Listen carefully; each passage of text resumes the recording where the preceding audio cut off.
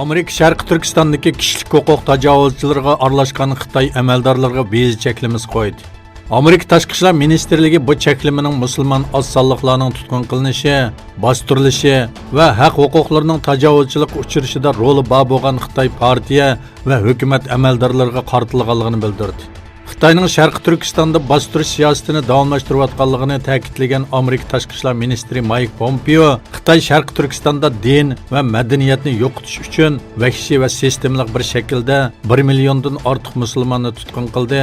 Bu sababdan rayondagi zo'ravonlik va tutqun qilishda mas'uliyati bor deb qaralgan Xitoy hukumati va partiya a'zolariga viza cheklimiz qo'ydik dedi.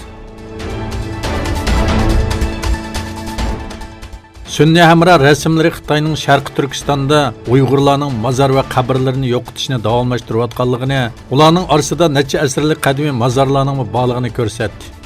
Fransiya axborot agentligining Ersiyaris ittifoqi nomli ommaviy tashkilot mutaxassislari bilan birlikda olib borgan tadqiqotga asoslanganda, yaqinqi 2 yilda Sharqi Turkistonda o'nlagan mazarlik yo'q qilingan.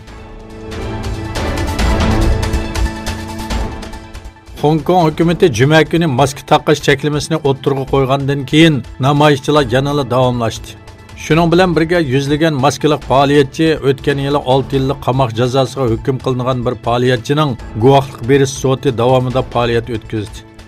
Hong Kong Oliy sud mahkamasi oldiga yig'ilgan necha yuz kishi 2016-yili rayonda yuz bergan namoyishlarda namoyishchilar bilan soqchilar orasida yuz bergan to'qinishga sababchi bo'lgan deb qaralib, 2018-yili 6 yillik qamoq jazosiga hukm qilingan Edward Leonning sudi jarayonida faoliyat o'tkazdi. Leonga berilgan jazoga norozilik bildirgan va qo'yib berishni talab qilgan namoyishchilardan ba'zilari Hong Kongning Xitoydan mustaqil bo'lishini tashabbus qiladigan bu faoliyatchining rasmiy tushirilgan plakalarni ko'tardi.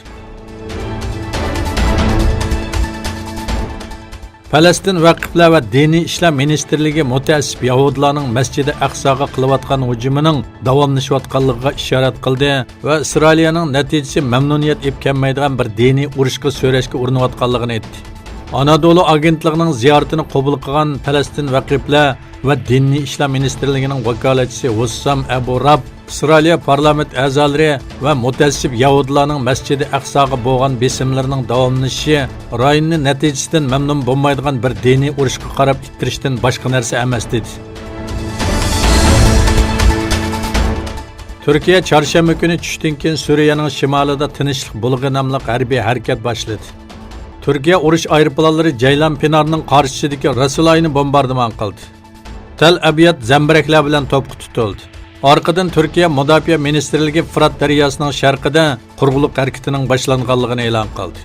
Turkiya davlat raisi Erdo'g'an barliq qismlar bilan birga terrorlik koridorini yer bilan yakson qiladiganligini bildirib mundaq dedi. Bu bizning jasoratimiz va qahramonligimizdir. Bizning Suriya fuqarolari qarta bir kurashimiz yo'q. Ularga qarta bir qadamni bosmaymiz. Nishonimiz tinchlik koridori shakllantirish, rayonga tinchlik va aminlik olib kelishdir.